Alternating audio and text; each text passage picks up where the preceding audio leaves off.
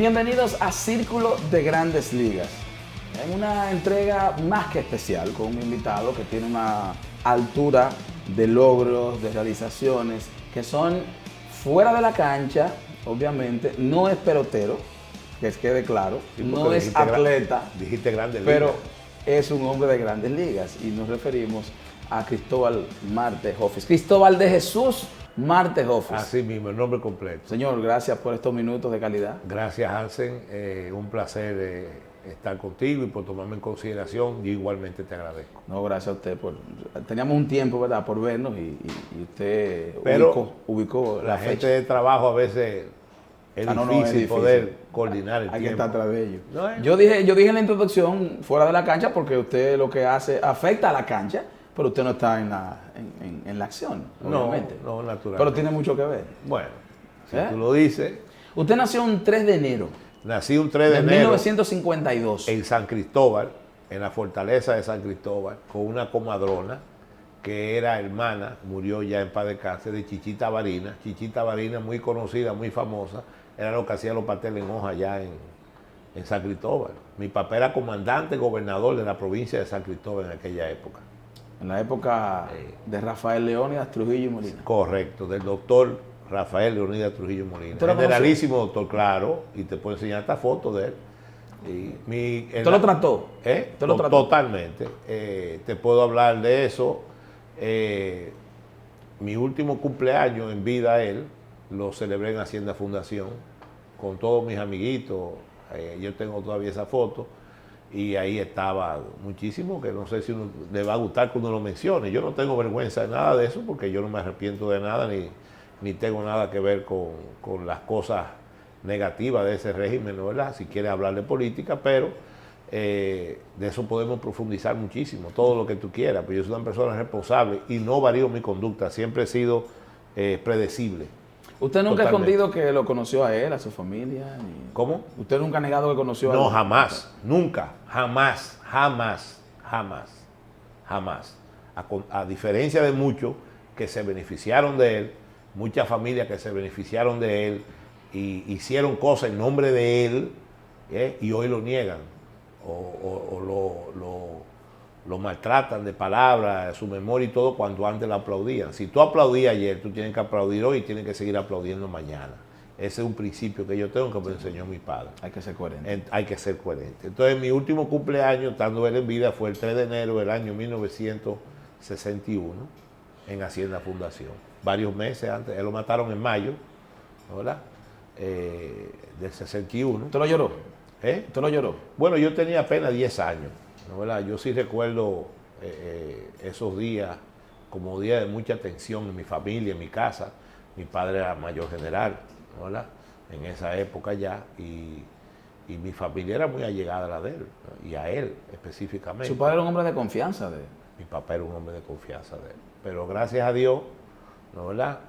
Fue un hombre, entiendo yo, y considero yo, muy recto, un militar de carrera, formado a partir de 1914, cuando llegaron los americanos aquí, que él ingresó a lo que era en aquella época la Guardia Nacional. Y hoy, todavía hoy, yo tengo 64 años de edad y no he encontrado el primer dominicano que me haya señalado como una persona, hijo de una persona que fue incorrecta en sus actuaciones.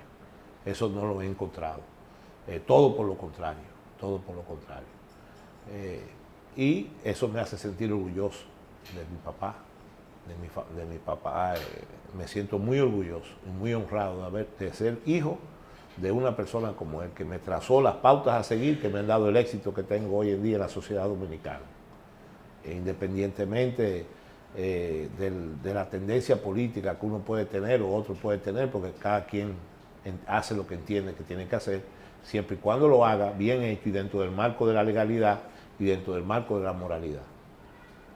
Usted practicó kartismo. Más para atrás de eso, yo comencé los deportes de velocidad en motores. Comencé en motores, yo corría motocross a principios de los años, finales de los años 60, a principios de los años 70, y Tuve varias fracturas en la pierna izquierda, inclusive perdí un dedo que luego me fue injertado, ¿no? ¿Verdad? Gracias a Dios y a mi tío Simón Hoffi, que era ortopeda.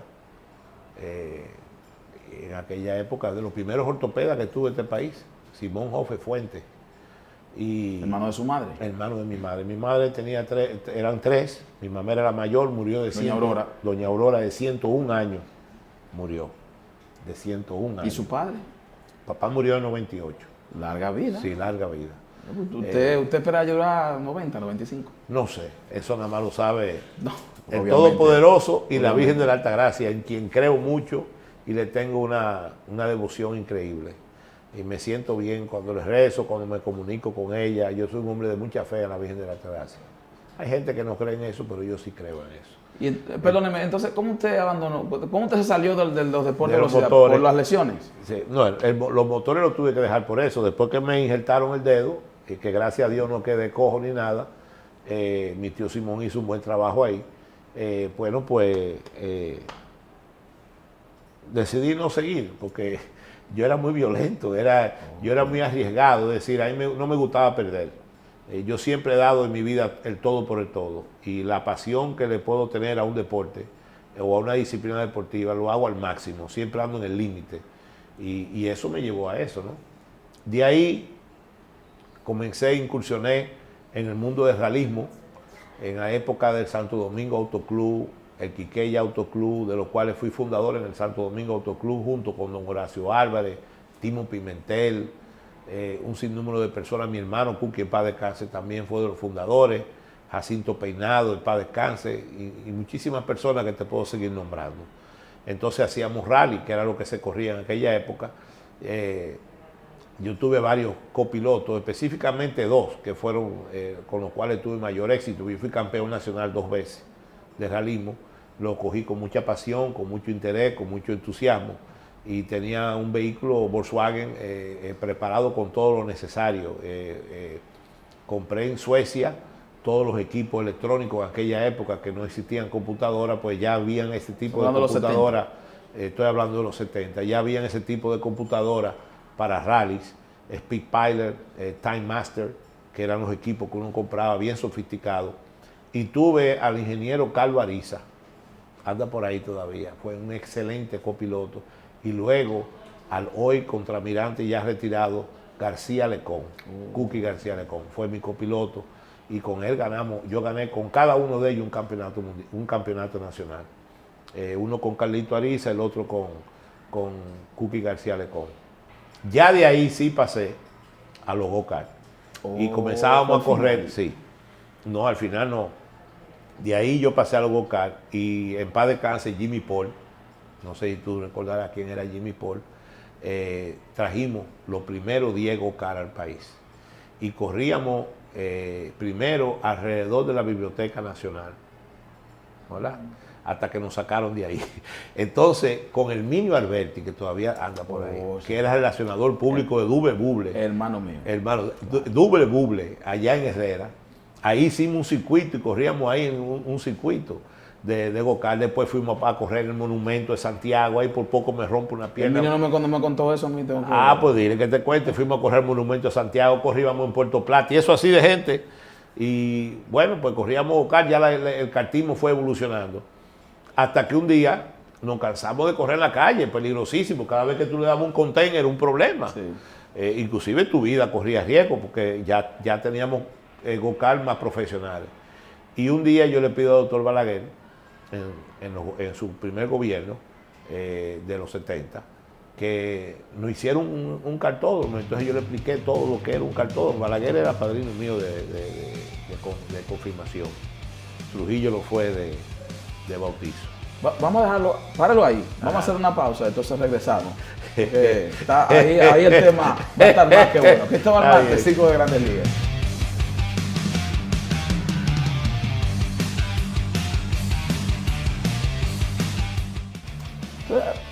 Estaba con el doctor Balaguer. Un joven como usted, Pérez, un joven como usted, ahijado de Trujillo. De Rafael Leonidas. Sí. También el doctor Balaguer. Sí, señor. Entonces, con empresas, ¿usted cuál es su formación? Administrador de empresa. Administrador de empresa. En Texas A&M. Tengo Un hombre posgraduado. con ¿verdad? Negocios familiares, de pollo. Tengo entendido también que usted tiene acciones donde se corre ahora mismo, que eso Sí. es suyo también. Eso es Luis, Juan López y yo somos. Entonces, ¿por qué usted cae como ministro de deportes? Bueno, en este entonces secretario de deportes, espérese. Bueno, sí. Pero discúlpeme, ¿era un capricho suyo? No. Bueno, pero no, yo le voy a poner el abanico, usted coge Sí. la que entienda. ¿Era capricho de Cristóbal Marte? ¿Eso llegó por algo divino o alguien lo convenció? ¿Cómo fue que eso llegó? Bien. Te termino la historia de los vocales. No, de ley. Ah, ok, te voy a terminar ahí. Te iba a decir cómo se hizo el cartódromo, pero está bien. Yo era, en el año 1986, el presidente Balaguer me nombró viceministro de la presidencia. Yo trabajaba con Bello Andino en asuntos de despacho, administración, en el Palacio Nacional, todo lo relativo a los nombramientos a nivel nacional, es decir, en la parte administrativa, el tren administrativo del gobierno. Eso fue en el año 1986. En el año 90, 4 años después, estaba en ese momento Alexis Joaquín Castillo como ministro de Deportes. Parece ser que Alexis Joaquín le solicitó al presidente Balaguer un nombramiento en otro sitio, o no le gustaba, no sé, esas interioridades no sé. Yo sé que un día el presidente me mandó a buscar a su despacho y me dijo, haga un decreto nombrándose, a mí me lo dijo, ministro de Deportes. Secretario de deportes. Sí, en aquella época, secretario de Estado de Deportes. Y me dijo, sí señor, inmediatamente salí, fui de Yotin Curi. ¿Usted no lo pensó? Uy, ¿qué voy a pensar? Un presidente dándote una orden negativa y tú eres loco? ¿Qué es lo que voy a Y pensar? más ese presidente. No, pero imagínate tú, una doble orden, era una doble orden familiar y ejecutiva, ¿no? ¿Verdad? Inmediatamente fui de Porque contrario a lo que muchos puedan pensar, al doctor Balaguer no le temblaba el pulso. ¿En qué sentido? En ningún sentido. Bueno, no le temblaba el pulso. Bueno, o le temblaba el pulso. Era un mandatario, Pues era un hablando. estadista, y un mandatario es diferente a un presidente. Eso es así. Entonces, un hombre de Estado totalmente. Un hombre de Estado y es un estadista.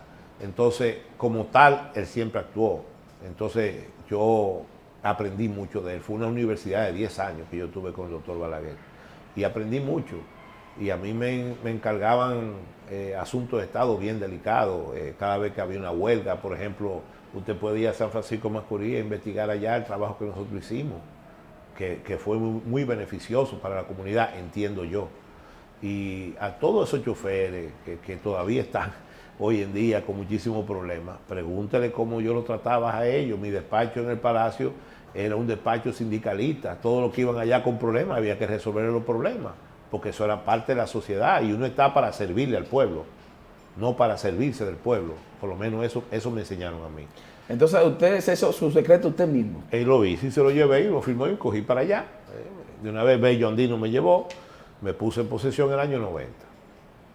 Luego, en el 93, ya se acercaba la campaña, entonces por asunto político me vuelve a llamar el doctor Balaguer una vez, porque él tenía por lo menos esa delicadeza conmigo.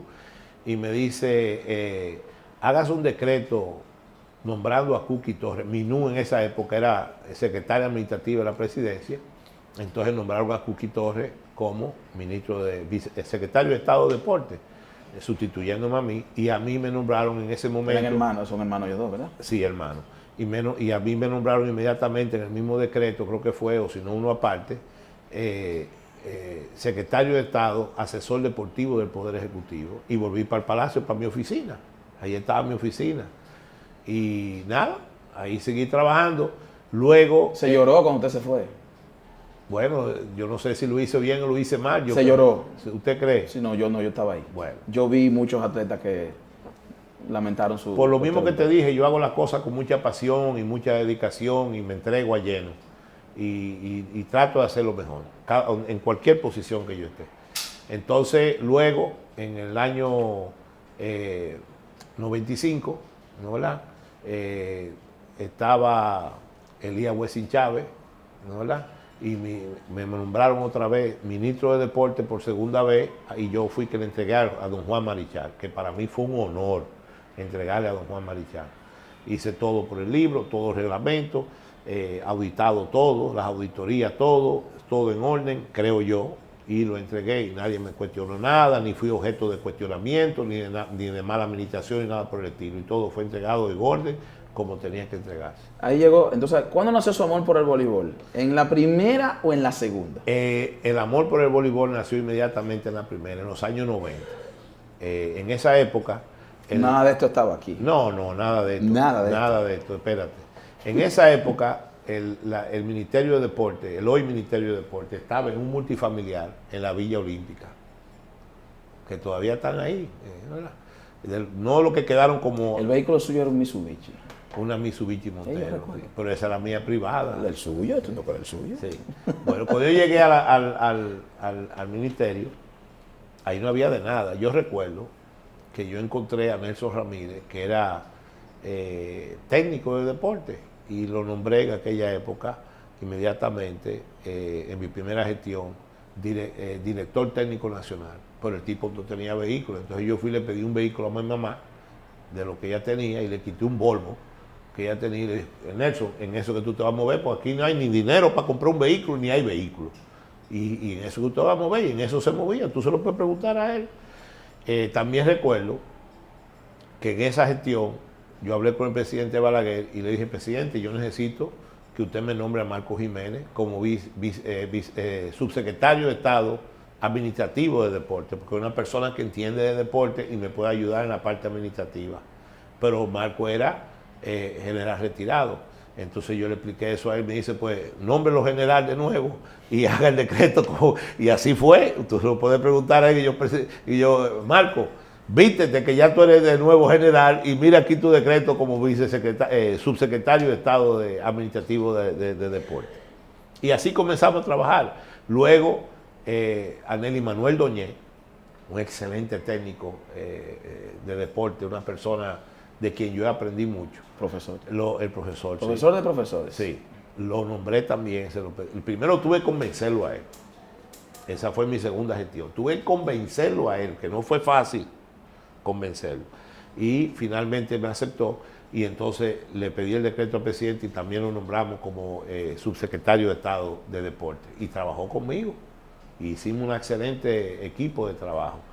Entonces estábamos primero en la Villa Olímpica, como te expliqué, y luego poco a poco, con los ahorros mensuales, fui preparando el ministerio, el hoy ministerio, aquí en el Estadio Olímpico, arriba, que estaba abandonado todo eso, y lo fuimos preparando y ahí funcionó hasta los otros días, hasta que se hizo este nuevo edificio, muy bonito, muy bien hecho, por cierto, y muy cómodo para la administración del deporte a nivel nacional.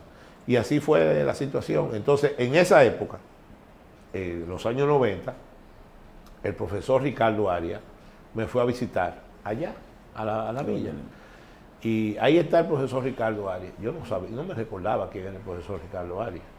Ricardo y Oliver Arias. Exactamente. Yo no me recordaba. Entonces, yo acostumbraba a salir de mi despacho a recibir a la gente. Y atendía a todo el mundo. Y yo me iba a la hora que fuera. Tú puedes preguntar, yo me iba a las 10 de la noche, a las 11 de la noche, a las 12, a la 1, hasta las 2 de la mañana para mi casa.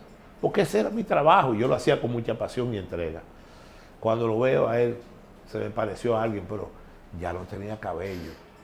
Entonces, ¿y tú no te recuerdas de mí? Y yo, no, profesor, dígame. Y hablando, Ricardo Arias fue mi profesor de educación física. Oh, Dios. En los años finales de los años 50, en el Colegio Santo Tomás de Aquino, que hoy en día es un hotel boutique, que está en el Callejón de Regina, ¿no? Al lado de la iglesia Regina Angelorum.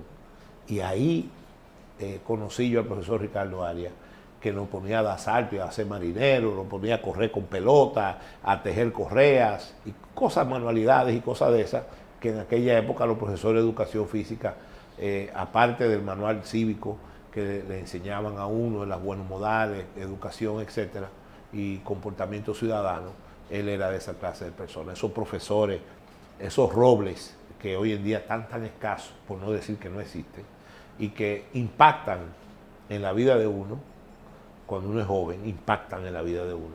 Y entonces ahí volví a ver a Ricardo Arias, al profesor Ricardo Oliver Arias, Neco, ese es su otro apellido, después de tantos años. y me explicó que él tenía un equipo de voleibol, que quería que yo lo ayudara, que no tenía equipo para el equipo de voleibol, que no tenían tenis, que no tenían esto, que no tenían esto, que no tenían aquello, como siempre. Entonces yo comencé a ayudarlo. Era Mirador. Con ese compromiso, si era el Club Mirador, con ese compromiso de recordando uno aquellos años de cuando él era el profesor de educación física nuestro, que también lo fue de Rupert Comarazami. Rupert me llevó unos cuantos años, estábamos en la misma escuela. Su gran amigo. Sí, mi gran amigo. Y maestro de todos nosotros. Así es, y estábamos en la misma escuela. Bien, entonces, bueno, pues así comenzó todo y me fui involucrando. Un día me dice, vamos hoy a jugar el campeonato y quiero que tú vengas, que cogí a ver el campeonato. Ahí me pusieron a entregar el trofeo, que si yo qué. Había la rivalidad aquella que era muy buena entre Bameso y Mirador. También estaba los Prados que jugaban, el Naco jugaba también.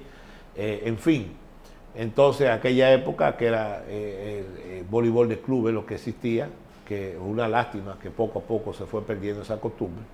Me fui involucrando, pero siempre me llamó la atención el de desarrollar un programa para representar el país, porque éramos tan débiles, no existía nada, y yo buscaba y me ponía a investigar, y República Dominicana no aparecía en nada, no estaba ni siquiera entre los primeros 100 del mundo, nada de eso. Nunca íbamos a campeonatos, solamente los centroamericanos y el Caribe. Investigué, la última vez que habíamos ganado una medalla de oro fue en el año 1962 en Kingston, Jamaica. Y así por el estilo. Bueno, le presento esa idea a Gioriber. Y Gioriber viene de allá para acá y me trae a Milton Pinedo, el doctor Milton Pinedo. Y nos sentamos y le explico mi opinión, mi deseo de querer hacer un proyecto nacional de un deporte que sirviera como plan piloto. Yo era ministro de deporte. Entonces, que sirviera, la idea nuestra era que ese programa sirviera de plan piloto para todos los demás deportes del país. Que en la mayoría de los casos era un ven tú. Cada vez que había una competencia, ven tú y tú para llenar y no íbamos a ningún lado. No había programación, no había ningún tipo de metodología de trabajo, no existía. Todavía hoy en día es escaso eso.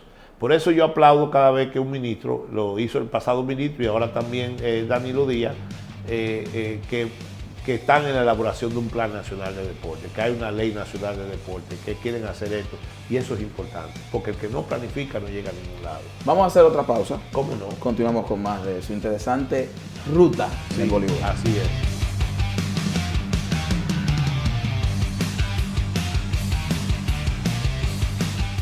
Imagino que iba a llegar tan lejos. Se reían de mí, que eso era un sueño, que eso no era verdad, que iba a llegar a ningún lado, que eso era una pérdida de tiempo, que esto, que lo otro. Había mucho, de recursos, había mucho y todavía hay muchos intereses. Entonces, cuando un extraño llega y toca los intereses de otro, sin querer tocarlo, es decir, hace una actividad que puede afectar los intereses de otro, pues obviamente va a encontrar 500 gente en contra, porque no es verdad. ¿Te chocó con mucha gente? Bueno, ellos chocaron conmigo, yo no le hacía caso. Si yo hubiera puesto a hacer caso y me hubiera detenido en el camino, no tuviéramos donde estamos. Yo era como los caballos del hipódromo, ¿no? ¿Verdad? Fuerte y anteojera, para adelante. Entonces, en el año 91, fuimos a Regina, Canadá. Gioriber, el entrenador, y yo era ministro de deporte, se buscó todo para mandar el equipo a un campeonato Norseca. No quedamos en el 9º lugar, porque nada más eran 8 equipos. Y digo yo, no, por eso no puede ser posible, yo no voy a estar pasando vergüenza ni poner a este país a pasar vergüenza. Eso no es injusto que el Estado invierta dinero para que un país pase vergüenza. Aquí se necesita un programa. Y comenzamos a trabajar con un programa, pero con entrenadores locales.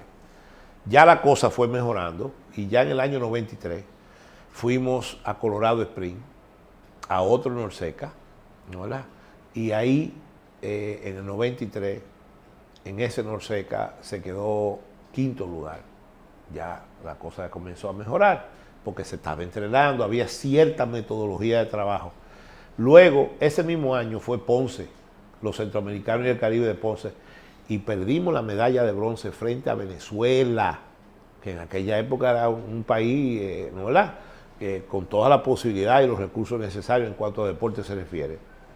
Perdimos la medalla de bronce, pero ahí conocí yo al que ganó la medalla de oro, Jorge Wenceslao Pérez Bento, si quiere el nombre completo, Jorge de la Caridad Wenceslao Pérez Bento. Y hablé con él a ver si él podía venir y él, claro que sí, pero ¿cómo salía de Cuba? Mira cómo son las coyunturas. Mi hermana era canciller de la República en aquella época. Liceló Marte de Barrio. En ese momento, José Ramón Fernández era secretario del Consejo de Gobierno de Cuba, y que era la parte diplomática y esa cosa. Entonces yo tengo un hermano que como para complacerla, porque no permitían entrenadores de ese nivel salir de Cuba así, permitieron que Pérez Bento viniera aquí en el país. Y ahí comenzó todo. Duró 8 años hasta el 2002 y comenzó todo con la que encontró, que no podían con las pesas, no estaban acostumbrados a eso, entrenamiento riguroso, muy fuerte, nada fácil, Helsing. Y ahí comenzó todo. Y comenzamos poco a poco. Al principio los pasos eran gigantescos. Yo recuerdo que fuimos en el 99, 2000 y 2001, fuimos a los 3 abiertos de Estados Unidos y lo ganamos los 3. Y al ganar 3 ya tú no puedes volver otra vez, ¿no? Es así, porque es un torneo que le da posibilidades a todo el mundo. Y fueron pasos agigantados. Luego, mientras más se subía el nivel, mientras más se mejoraba el rendimiento de la República Dominicana en toda su categoría, se fue disminuyendo los pasos. Y hoy en día estamos dando pasos que había que medirlo con milímetros, si se quiere. Es muy difícil escalar. Pero este año ha sido un año maravilloso. De septiembre a septiembre. De septiembre a septiembre.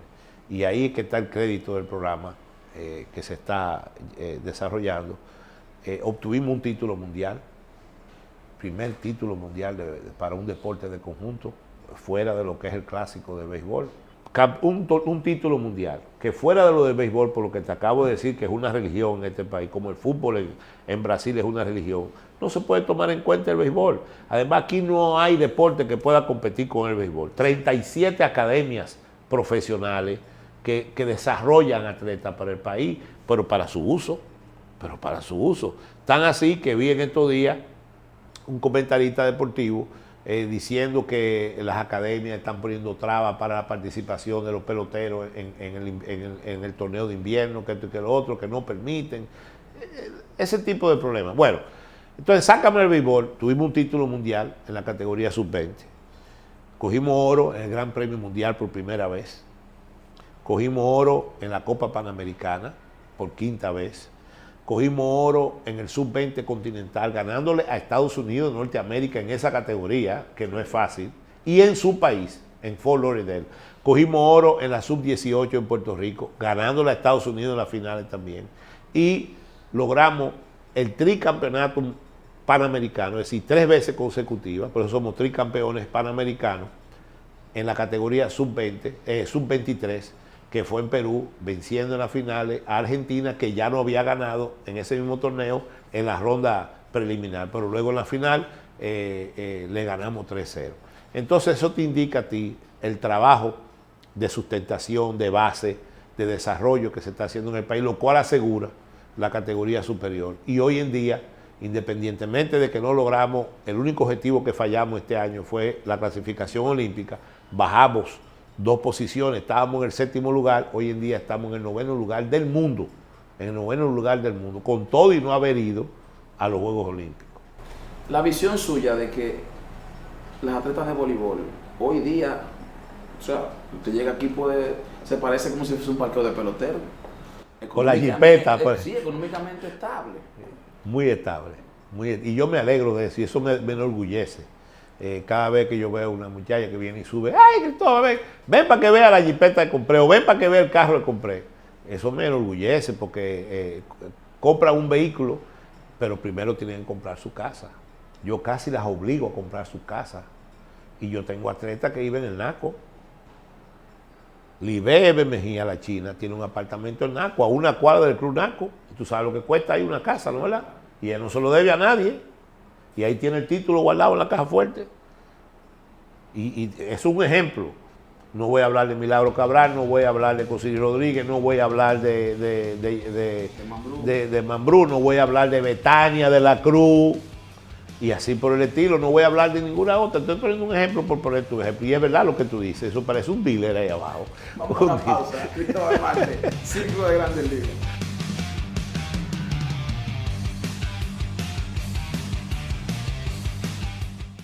Los contratos de los jugadores. Eso tú tienes que preguntárselo a ella. Porque, sí. ¿Usted no es agente? No me preguntas. No, agente. Tiene derecho a hacerlo. No, y no lo soy. No lo es. Al contrario, yo sí las asesoro, les preparo su contrato para que no las engañen. Y todo lo contrario, cuando un club no le paga, pregúntale a Priscila Rivera, pregúntale a Gina Mambrú, pregúntale a Brenda Castillo, pregúntale a Natalia de la Cruz, ¿quién es que le tiene que pagar? Se lo tengo yo que pagar y esperar que el club pague. Oye, ¿cómo es este negocio? Mira ahora mismo, por ejemplo, John Kaira Peña Isabel jugó en Polonia. Ella ni siquiera lo sabe, el último pago de ella nunca llegó. Estoy luchando para que lo paguen, ¿verdad? Y hablando para que miren que la federación, conozco al presidente de la federación que me ayude para que le paguen su dinero, que lo otro. Pues ella ya cobró su dinero y compró una segunda casa. Entonces, eso soy yo. Si eso es beneficiarse, pues yo no tengo ningún problema. No, pero eso es normal, porque hay mucha gente que creen que, por ejemplo, gente que no conoce a uno, a lo mejor piensa que uno llegó en la cola a un motor aquí, como dice la bachata, y entonces se ha hecho millonario aquí. El voleibol, que yo sepa, no es un deporte a través del cual, como el béisbol, bueno, sí, yo tengo una jugadora que ha sido el mayor contrato que se ha firmado en el país, que ha ganado mucho dinero, pero es en base a su trabajo. ¿Ese Betania? Ese Betania de la Cruz. Pero lo que sí se paga, y no es a mí, a la federación y al proyecto, por cada contratación de una temporada completa son $10,000. Por media temporada, que son muchas las que van media temporada, porque comienza en enero, son $5,000. Entonces los $10,000 están regulados. El 50% es para la federación. Ese dinero, la federación, entiéndase, Ramón García, el presidente, Ralexi, lo utiliza para comprar utilería, distribuir en las provincias y ayudar a las provincias del interior para que sigan produciendo más atletas o trayendo más talento. Y el otro 50%, que son 5,000 que quedan, 1,000 van al club de origen del atleta y los otros 4,000 al proyecto, porque el proyecto tiene sus gastos también. Pero eso no significa nada. Por ejemplo, tú estás hablando de que a lo mejor tú piensas que eso es un dinero extraordinario. Por ese concepto, el año pasado, para que tú tengas una idea, ¿no? ¿Verdad? Dice aquí en la auditoría que nosotros hacemos todos los años, aval para la contratación de los atletas refuerzos en la temporada 2015, entraron solamente 1.591.000 pesos, de un total de 57 millones de pesos que se invirtieron. Es decir, que estamos hablando que eso no llega... ¿Y cómo usted se las arregla para el otro día? Bueno, aquí tengo que el Ministerio de Deporte, a través de la Federación, aportó 2.448.000 pesos. Tú recibiste el informe. Tengo que el Comité Olímpico aportó 5.654.000 pesos. La Mizuno, que es uno de nuestros patrocinadores, 1.948.000 pesos en uniforme, no en dinero, en uniforme. Y así por el estilo. El resto, que son unos 43.640.000, vienen de las empresas. Por ejemplo, no sé si tú viste en estos días un anuncio que salió, que yo no lo esperaba, lo mandó a poner don Juan López, mi socio, donde el Canal 47, la 88.9, esa emisora, el Canal 47 y el Autódromo Internacional de las Américas, en ocasión de mi exaltación al Pabellón de la Fama. Igual también hubo una publicación felicitándome por parte de Credigas y Nativa, y esas son empresas que yo tengo que ver con ellas y de las cuales soy parte. ¿Qué le ha quitado el voleibol a usted? Mucho tiempo a mi familia, mucho tiempo de mi familia. Mis nietas están creciendo sin mi presencia constante y hay que dedicarle tiempo a esto. Entonces el tiempo no me alcanza para atender los negocios. Yo vengo aquí por las tardes, en la mañana tengo que trabajar en los negocios. Cuando no estoy viajando, tengo que viajar mucho, constantemente, porque no solamente es el voleibol de República Dominicana. Son directivos mundiales. Soy secretario, primer vicepresidente y secretario general de la Federación Internacional de Voleibol. Tuve este mes de octubre, ¿no, verdad? Yo llegué después del Congreso Mundial en Argentina y no salgo hasta finales del mes que viene, pero ya vuelvo a salir de nuevo y va a durar un tiempo fuera hasta diciembre. y ahí regreso de nuevo, entonces ya no salgo más hasta enero y así por el estilo. Indira, una de las asistentes que tenemos aquí de la secretaria administrativa, presenta un informe anualmente que yo tengo que presentar al internacional de la cantidad de días que yo estoy fuera del país trabajando para el voleibol, y el año pasado, en el 2015, tuve 232 días fuera del país, 232 días. Y eso es parte de todo el trabajo que uno hace, que te quería contar, y te dije al principio de la entrevista, que en el año 1962 se ganó una medalla de oro en los Juegos Centroamericanos y del Caribe. Bueno, como cosas que bajan del cielo, para contestar la pregunta que tú me haces de los ingresos, como cosas que bajan del cielo, duramos 40 años en volver a obtener una medalla de oro, que fue en el año 2002. Entonces ahí, fue porque Cuba no fue a los Centroamericanos y el Caribe de El Salvador. Perfecto. Al año siguiente le ganamos a Cuba en la Copa Panamericana, pero también le ganamos a Cuba en los Juegos Panamericanos aquí. Entonces ahí dijeron, espérate, ya la cosa es de verdad, pero no se para ahí el asunto. Los próximos Centroamericanos y el Caribe, en Cartagena de las Indias en el 2006, ganamos medalla de oro también, le ganamos a Cuba, pero ahí no se para el asunto. En el 2010, en Mayagüez, Puerto Rico, volvimos y ganamos la medalla de oro, 3 consecutivas, pero ahí no se para el asunto. En Veracruz en el 2014 ganamos nuestra última medalla de oro centroamericana y del Caribe, y ahora estamos trabajando para ganar de nuevo la medalla de oro en el 2018 en Barranquilla, Colombia, donde todo comenzó en los años 30, en la edición de los Juegos Centroamericanos y del Caribe. Hay una pregunta que yo no le puedo dejar de hacer. ¿Cómo sus hijos han manejado esto? Bueno, hay uno que lo entiende más que el otro. El que es campeón mundial de Jiu-Jitsu, Abraham. No sé si tú sabías que tengo un hijo que ha sido 2 veces campeón mundial, es sensei y ganó la Copa del Mundo en Brasil también. Él era judoka y de ahí pasó al jiu-jitsu, ¿no? ¿Verdad? Que es igual que el judo, pero es por su misión. Es muy bueno. Y ahora, por ejemplo, en estos momentos, mientras tú y yo hablamos, está en Nueva Zelanda dando un curso, un seminario de jiu-jitsu. ¿Él entiende eso?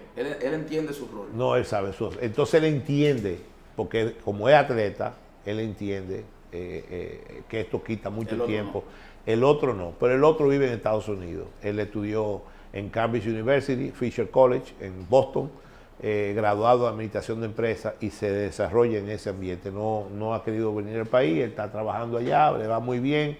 Ahora está abriendo una compañía muy importante aquí, que la tiene allá también, trabaja para una similar allá y está abriendo una aquí en República Dominicana.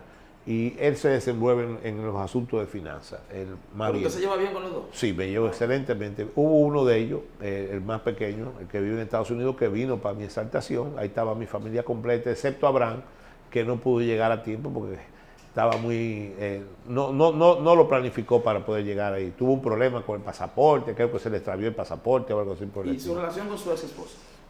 Muy bien, es la madre de mis hijos. Es la madre de mis hijos. Y si la madre de mis hijos no está feliz, mis hijos no lo van a estar. Y yo tengo que tomar eso muy en cuenta.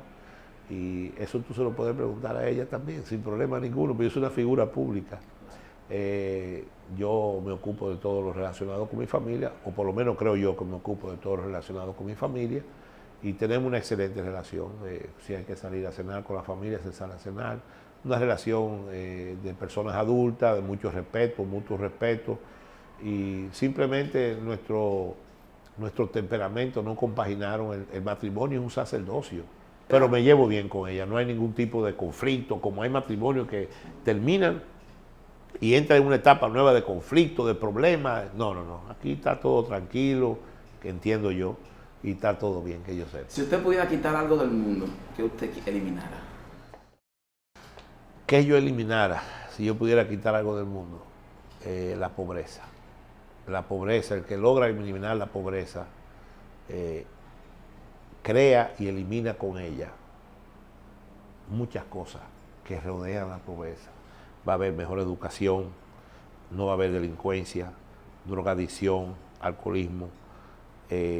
Todo el mundo, sería un mundo casi perfecto si el mundo pudiera lo que tienen, compartir lo que tienen con todo el mundo, fuera una sociedad más justa, Pero hay países que la brecha entre los de abajo y los de arriba es muy grande y eso es malo. No hay una clase media, es malo, eso es muy malo. Mira, me siento hasta mal hablándote de eso. La pobreza, la miseria y la pobreza es lo más grande, lo más malo. Y si yo pudiera eliminar algo en el mundo, ¿verdad?, yo eliminaría la pobreza, porque yo sé que un mundo sin pobreza, sin miseria, sin indigentes, con educación, con buena posibilidad de que las personas pues, puedan tener la oportunidad de llegar a ser profesionales, sería casi, no va a ser perfecto, pero sería casi un mundo perfecto. Si usted se encuentra con Dios, ¿qué le diría?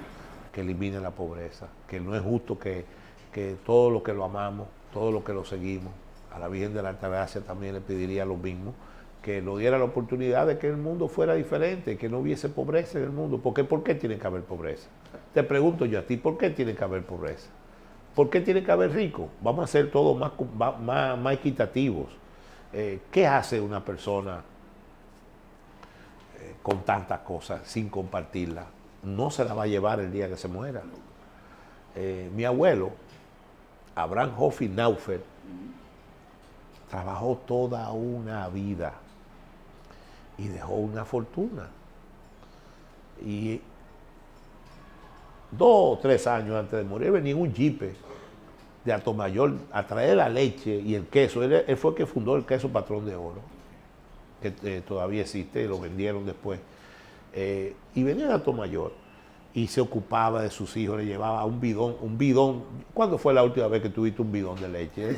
Un bidón de leche a tío Simón y a mamá, porque tío Bambán vivía allá en Atomayor y trabajaba con él. Pero el mensaje que trabajó tanto y fue una persona que vivió tan sencillamente y al final, bueno, pues no disfrutó lo que tenía. Entonces yo creo que tú tienes derecho a trabajar, tú tienes derecho a tener fortuna si quieres, pero también debes, no tienes derecho, si tú quieres lo haces, debes de compartir esa fortuna para ser más feliz. Y yo creo en eso. Yo ayudo a todo el que yo pueda ayudar, hasta donde yo pueda ayudarlo. Este programa no es un programa deportivo, es un programa sociodeportivo. Es un programa sociodeportivo de oportunidades, de condiciones. Aquí se pagan becas de estudio, muchas. Aquí se dan condiciones a las atletas, se le dan oportunidades, se ocupa uno de su salud. Pero ese es mi pleito por el seguro de las atletas, porque es que yo no puedo, yo solo. Entonces, a veces tengo tanta carga que tengo que descuidar un sector u otro. Entonces, yo creo que si todos ponemos nuestro granito de arena, esta sociedad fuera una sociedad más justa. Por lo menos eso creo yo. Gracias.